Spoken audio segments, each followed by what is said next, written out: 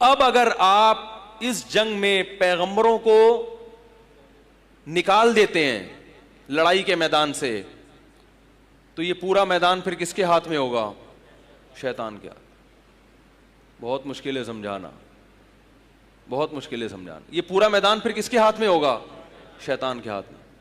کیونکہ گائیڈنس تو ہو رہی ہے, پیغمبر نہیں کریں گے تو کون کر رہا ہے؟ شیطان. پیغمبروں کو نکالنے کا ایک طریقہ تو یہ ہے کہ آپ پیغمبروں کے وجود کا انکار کر دیں کہ اللہ نے کوئی پیغمبر دنیا میں بھیجا ہے ہی نہیں, اور ایک طریقہ یہ ہے کہ آپ پیغمبروں کی توہین اور تنقید شروع کر دیں, جس سے آہستہ آہستہ لوگوں کے دلوں سے پیغمبر کی عظمت, بولو بھائی, کم ہونا شروع ہو جائے. نبی صلی اللہ علیہ وسلم کی شان میں جب گستاخی ہوتی ہے تو مسلمانوں کی طرف سے ری ایکشن ہوتا ہے, لیکن یاد رکھو یہ گستاخی کا عمل اگر بار بار ہوتا رہا تو ری ایکشن کا عمل بار بار اس طرح سے نہیں ہوگا جیسے ہو رہا ہے, کیونکہ انسان کی نیچر ہے وہ ایک چیز کو سن سن کے یوز ٹو ہو جاتا ہے, عادی ہو جاتا ہے, اور پھر اس میں غیرت اور حمیت آہستہ آہستہ کم ہونا شروع ہو جاتی ہے. یہ فطرت ہے انسان کی. میں یہ نہیں کہہ رہا ہر آدمی ایسا کرتا ہے, لیکن آپ جب کسی کے ہمارے اسکول میں قادیانی پڑھا کرتا تھا تو مرزا غلام احمد قادیانی کو لوگ اس کے سامنے بہت گالیاں دیتے تھے, برا بھلا کہتے تھے, وہ ایسا تھا وہ ایسا تھا, اس کو غصہ ہی نہیں آتا تھا. میں نے کہا یار تمہارے پیغمبر کو اتنی گالیاں دینے اور تم بڑے مزے سے سن رہے ہو, ہمارے پیغمبر کے کوئی ہمارے سامنے گزا ہم تو منہ توڑ دیں 2 منٹ میں اس کا, اور تم جناب یہ کر رہے ہو. تو اس نے کہا ہم صبح و شام سنتے رہتے ہیں, اب غیرت لیس ہو گئے ہیں. یہ اس کے الفاظ ہیں. غیرت لیس کا لفظ تو اس نے نہیں کہا, اس نے بس یہ کہا کہ ہم صبح و شام سن سن کے عادی ہو گئے, کب تک غصہ کریں اور کس کس پہ غصہ کریں. بات آ رہی ہے سمجھ میں؟ میں نے کہا یہ اگر سچا پیغمبر ہوتا تو اس کے ماننے والے اتنے غیرت لیس نہیں ہوتے, حالانکہ اس کا تعلق مذہبی گھرانے سے تھا جس قادیانی کی میں بات کر رہا ہوں. تو میرے بھائی جو اسلام دشمن قوتیں ہیں وہ پیغمبروں کی شان میں گستاخیاں کر کے ہمیں بھی غیرت لیس, بولو نا بھائی, بنانا چاہتی ہیں. ہم غیرت لیس بننے کے لیے تیار نہیں ہیں. شاید میں اپنی بات نہیں سمجھا پا رہا. اب دیکھو مسئلہ کیا ہے.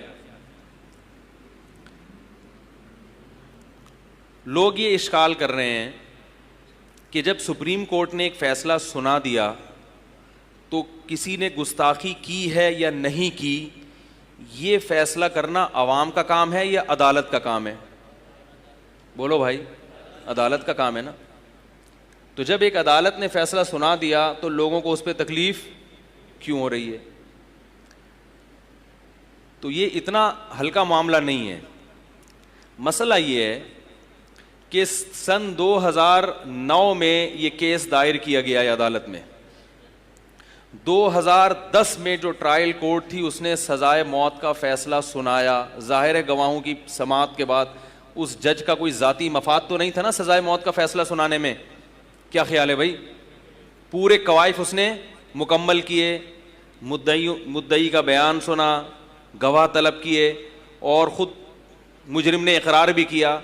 اس پورے پروسیس سے گزرنے کے بعد عدالت نے فیصلہ سنایا کہ آئین کی فلاں فلاں شق کے مطابق یہ عورت کس کی مستحق ہے؟ سزائے موت. یہ کسی مولوی صاحب کا فیصلہ نہیں تھا, یہ عدالت کا فیصلہ تھا. اس کے بعد 2014 میں 4 سال کا عرصہ گزرنے کے بعد 2014 میں لاہور ہائی کورٹ میں اپیل کی گئی. عدالت نے وکلاء کی بحث سنی, مدعی کا بیان سنا, مجرم کا اقرار سنا. اس پورے پروسیس سے گزرنے کے بعد کئی مہینے عدالت نے لگائے اور یہ فیصلہ کیا کہ جو ٹرائل کورٹ کا فیصلہ تھا وہ فیصلہ آئین کے بالکل, بولو بھائی, مطابق تھا, بالکل درست تھا. 2018 میں اس کیس کو دوبارہ اٹھایا گیا. بالکل آئینی حق ہے, سپریم کورٹ کو یہ اجازت ہے کہ وہ پچھلی عدالتوں کے کیس کو کالعدم بھی قرار دے سکتی ہے. سپریم کورٹ بنی اس لیے کہ اگر اس میں اپیل کی جائے تو اس پر یہ واجب نہیں ہے کہ پچھلے فیصلے کو برقرار رکھے. وہ کیس کی دوبارہ سماعت کرنے کے بعد پچھلے فیصلے کو چینج بھی کر سکتی ہے, یہ بالکل حق ہے. لیکن گڑبڑ کیا ہوئی ہے کہ دو عدالتیں جب ایک فیصلہ سنا چکی تھیں تو سپریم کورٹ نے پہلی ہی پیشی میں 2-3 گھنٹے کے اندر پچھلی عدالتوں کے فیصلے کو غلط قرار دے دیا. یہ اتنی پھرتی سے 2 عدالتوں کے فیصلے کو غلط قرار دینا, یہ یقیناً سپریم کورٹ کا ایک ایسا عمل ہے جس سے عوام کے جذبات مشتعل ہوئے ہیں, اور اس میں یہ میسج گیا ہے کہ اس فیصلے میں سپریم کورٹ نے منصفانہ طرز عمل اختیار, بولتے کیوں نہیں بھائی, نہیں کیا. یہ کوئی بھی ہوگا نا, کوئی بھی تجزیہ نگار ہوگا, بولے گا بھائی یہ کیا ہوا ہے. میں نہیں کہہ رہا سپریم کورٹ کا فیصلہ صحیح ہے یا غلط ہے, میں اس پہ بحث نہیں کر رہا. یہ فیصلہ کہ وہ گستاخ تھی یا نہیں تھی, یہ کس کا کام ہے, یہ عدالت کا کام ہے. لیکن عدالت اس پروسیس کو تو مکمل کرے جو بھی ایک اخلاقی ذمہ داری عدالت کی بنتی ہے. اس طرح سے عدالت اگر فیصلہ کرے گی کہ جہاں رہائی کا معاملہ آئے تو 2-3 گھنٹوں میں, دیکھو اگر پچھلی عدالتوں کے فیصلوں کے موافق فیصلہ ہوتا نا تو موافقت میں فیصلہ دینے میں ٹائم نہیں لگتا. آپ 2 عدالتوں کے فیصلے کو کالعدم قرار دے رہے ہو تو اس کے لیے کچھ تھوڑا سا تو قوم کو دکھانے کے لیے کچھ کر لیتے بھائی. اس کا نتیجہ کیا نکلا, علماء کے ذہن میں بھی یہ بات آئی اور لوگوں کے ذہن میں بھی یہ بات آئی کہ عدالت کا یہ فیصلہ منصفانہ نہیں ہے, اور اس میں عدالت بیرونی دباؤ کا شکار ہوئی, حکومت بھی اور عدالت بھی بیرونی دباؤ کا شکار ہوئی ہے. کیونکہ یہ لوگ, ایسا لگتا ہے, میں کسی پہ الزام نہیں لگا رہا, لیکن اس فیصلے سے ایسا لگتا ہے کہ ان لوگوں کو معلوم نہیں ہے کہ مسلمان قوم ناموس رسالت کے معاملے میں کتنی سینسٹیو اور کتنی حساس ہے. ان کو اندازہ نہیں اور اب گلے پڑ گیا. اور پھر دوسری طرف میں نے جیسے بیان کے شروع میں بتایا, بہت سے لوگوں نے, سب کی بات نہیں کر رہا, بہت سے لوگوں نے اس کیس کو بنیاد بنا کر اپنے ٹماٹر بیچنا, بولو بھائی, شروع کر. آپ نے دیکھا ہوگا ہم جب لانگ روٹ پہ پہلے بس میں جب جایا کرتے تھے تو بس میں پہلے ایک آدمی کھڑا ہوتا تھا, وہ نماز کے فضائل بیان کرتا تھا. میں ایک دفعہ بس میں جا رہا تھا پنڈی, تو میں جب بس میں بیٹھا تو ایک صاحب آئے, بھائی تمام مسافروں سے گزارش ہے کہ نمازیں ٹائم پہ پڑھیں, ہم سب مسلمان ہیں. میں نے کہا دیکھو اس مسافروں کو بہت اچھی نصیحت کر رہا ہے, کیونکہ سفر میں اکثر لوگ نماز کیا کرتے ہیں, کافی اچھی نصیحت کی. سب جب اس کی طرف کان لگا کر سننے لگے تو پھر اس نے کہا کہ یہ چورن ہے ہاضمے کے لیے, بولو بھائی, بہت اچھا, گلے کو صاف کرتا ہے, ہاضمے کو درست کرتا ہے, جگر کے نظام کو بہتر بناتا ہے. ایک پڑیا سے آرام نہ آئے تو 2 پڑی, قیمت صرف 5 روپے. تو پتہ یہ چلا کہ یہ جو پیچھے نماز روزے کے فضائل بیان کیے جا رہے تھے, اس کا بنیادی مقصد کیا تھا, اپنا چورن بیچنا. بتاؤ ان حالات میں ملک اس کا متحمل ہے کہ چیف آف آرمی کو اڑا دو, حکومت کے خلاف بغاوت کرو, اور جو گارڈز ہیں ان کو حکم دیا جا رہا ہے کہ محافظوں کو تیار ہو جاؤ اور اڑا دو جو ملے, یعنی فوج کو اڑانے کا حکم, حکومت کو اڑانے کا حکم. کچھ یعنی طویل عرصے کے بعد ہم نے ملک میں کچھ سکون کا تھوڑا سا سانس لیا تھا, تو وہی ماحول دوبارہ کریٹ کیا جا رہا ہے. نام ناموس رسالت کا ہے مگر مقصد ناموس رسالت نہیں ہے. اپنے آپ کو پروموٹ کرنا, اپنے آپ کو یہ شو کرنا کہ ہم جو ہیں نبی صلی اللہ علیہ وسلم کے عاشق ہیں اور ہم جو ہے نا دلیر ہیں, ہم ممبر پہ بیٹھ کے جو چاہیں کہہ دیتے ہیں. اس وقت جس نے اپنے آپ کو مشہور کرانا ہوتا ہے نا, ممبر پہ بیٹھ کے فوج کو گالیاں دینا شروع کر دیتا ہے وہ, جس سے اس کو حق پرستی کا, لوگ کیا خطاب دیتے ہیں لوگ اس کو, حق پرستی کا. یہ ہے اہل حق جو کسی سے نہیں ڈرتا. یہ نہیں دیکھتے کہ اس کے بیان سے ملک کو فائدہ ہوگا یا نقصان ہوگا. آپ کو اگر کسی سے دشمنی بھی ہے تو آپ ہر جگہ بیٹھ کے اس دشمنی کا اظہار نہیں کرتے. آپ یہ دیکھتے ہیں اس کا اثر کیا ہوگا معاشرے پر, اس کا نتیجہ کیا نکلنے والا ہے. پاکستان چاروں طرف سے ملک دشمن عناصر میں گھرا ہوا ہے. آپ دیکھیں جو پھر اس کے بعد جلاؤ گھیراؤ کے واقعات شروع ہو گئے. میں نہیں کہتا یہ وہ لوگ کر رہے ہیں جو دھرنے میں شریک ہیں, میں کسی پہ الزام نہیں لگاتا, لیکن کوئی بھی کر رہا ہے تو لیبل کس کا لگے گا؟ لوگ اسی اسپیچ کی طرف اور انہی جو پرتشدد دھرنے انہی کی طرف لوگ اس کی نسبت کریں گے. تو میرے بھائی ہم یہ سمجھتے ہیں اس معاملے میں کہ سپریم کورٹ سے بھی غلطی ہوئی ہے, اور دوسری طرف ہم یہ سمجھتے ہیں کہ جو پرتشدد مظاہرین ہیں وہ بھی حق پر نہیں ہیں, انہیں اللہ کے عذاب سے ڈرنا چاہیے.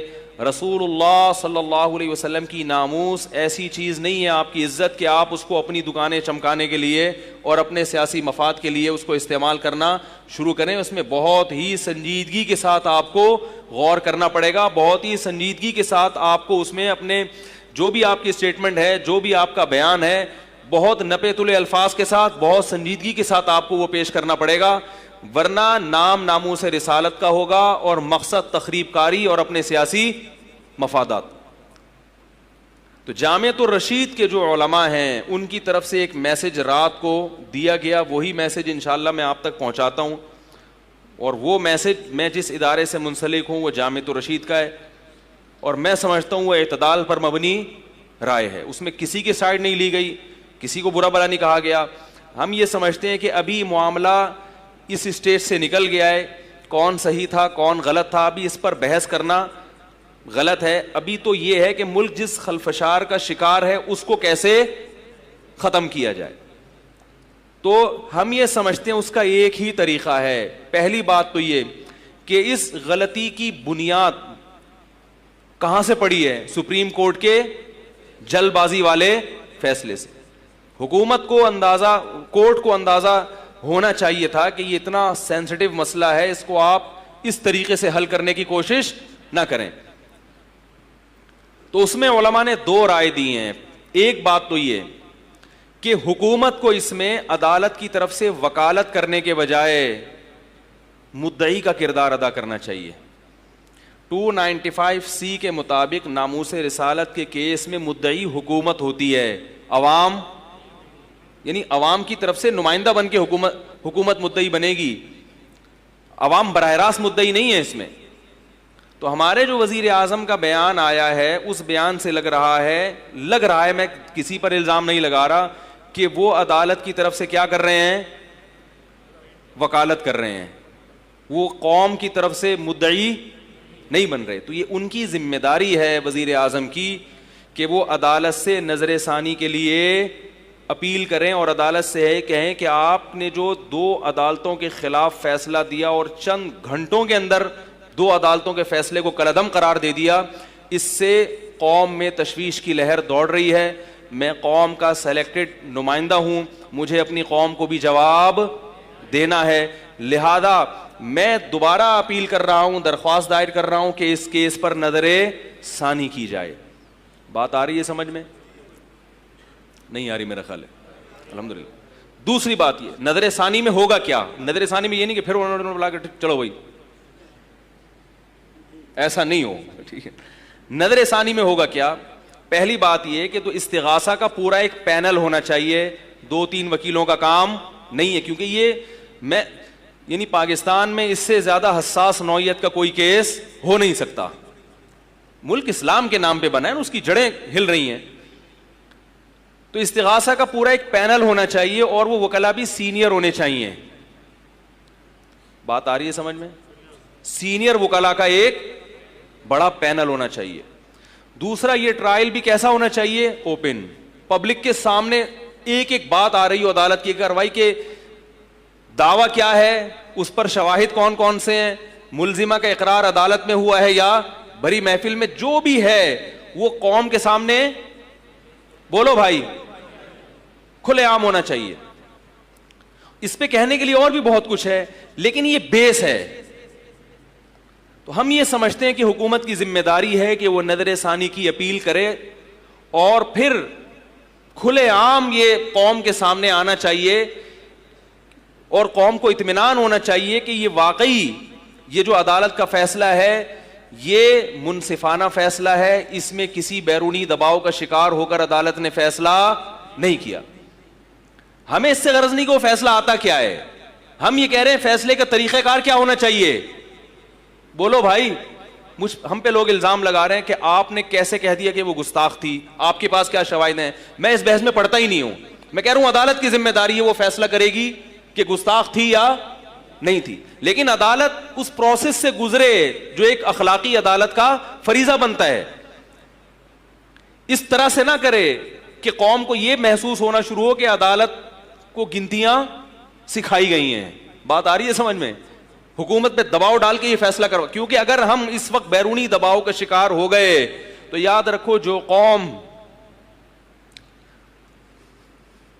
قوم اپنے نبی صلی اللہ علیہ وسلم کی ناموس کی تحفظ کے لیے غیر مسلموں کے آگے جھک گئی, اس قوم کو پھر جینے کا حق, پھر اس قوم کو جینے کا حق نہیں ہے. ہمیں ایسی روٹی اور ایسے قرضے نہیں چاہیے. میں بار بار یہ بات کہتا ہوں, پاکستان اسلام کے نام پہ بنا تھا, اگر یہاں ہم اسلام کا تحفظ نہیں کر سکتے تو پھر پاکستان کو انڈیا کے حوالے کر دینا چاہیے, بلکہ امریکہ کے حوالے کر دینا چاہیے. ہم گرین کارڈ بنوا کے امریکہ جانے کے لیے ترستے ہیں, اگر اسی ملک کو امریکہ کی گورنمنٹ کے حوالے کر دیں تو یہ ملک ہمارے لیے جنت نہیں بن جائے گا. بولو نا بھائی, کیا ہو گیا؟ لیکن ہم ایسا کیوں نہیں کرتے؟ اس لیے کہ ہم پھر اپنی مرضی کے قوانین اس ملک میں نہیں چلا سکتے.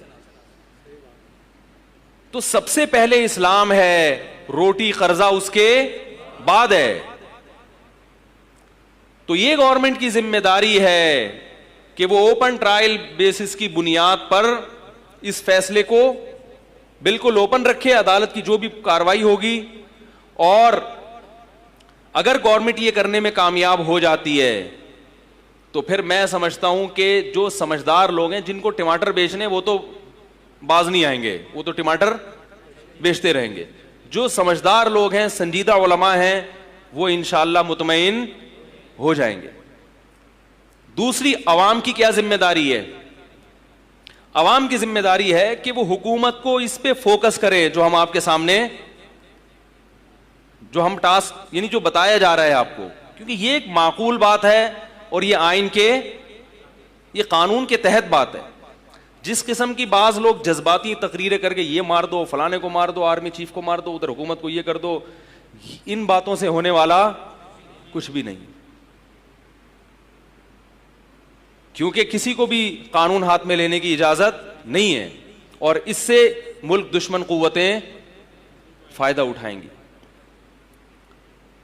تو دوسری بات یہ کہ بعض جذباتی لوگ اس میں دوسرے غیر مسلموں کو بھی نشانہ بناتے ہیں.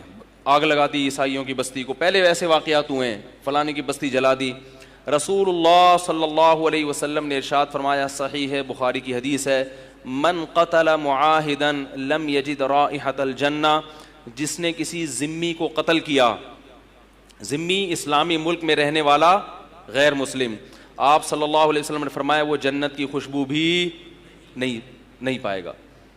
اور آپ صلی اللہ علیہ وسلم نے صحیح حدیث میں ارشاد فرمایا, جس نے کسی معاہد کو یعنی اسلامی سلطنت میں رہنے والے غیر مسلم یا کوئی بھی غیر مسلم جو ایک معاہدے کے تحت آپ کے ملک میں آ کے رہتا ہے, تو آپ صلی اللہ علیہ وسلم نے فرمایا, من ظلم معاہدا او انتقصہ او اخذ منہ شیئا بغیر طیب نفسہ فانا حجیجہ یوم القیامہ, جس نے کسی غیر مسلم کا مال چھینا, اس کی توہین کی, اس پہ ظلم کیا, کسی بھی طرح سے اس کو نقصان پہنچایا, تو قیامت کے دن اس کا بدلہ میں لوں گا, میں اس کی طرف سے میں اس کی طرف سے وکیل بن کے آؤں گا اور قیامت کے دن اس کا بدلہ لوں گا.